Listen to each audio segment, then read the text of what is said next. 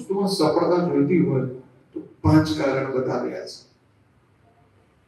પહેલું અધિષ્ઠાન, environment. Second કર્તા, કરવા વાળા ડોર્સ. ત્રીજું કરણ, રિસોર્સિસ. ચોથું પ્લાનિંગ. પાંચમું પ્રેરક.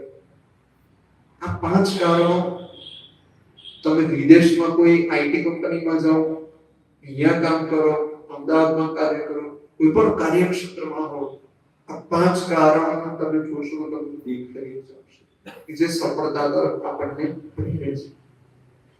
હવે આનું પ્રમાણ ક્યાં છે? રામાયણ. આપ સૌ પૂછશો કે રામાયણમાં ક્યાં છે? રામાયણમાં સેતુ બંધનમાં આનું પ્રમાણ છે. તો આમાં સક્સેસના ફોર્મ્યુલાસ આપણે સમજ્યા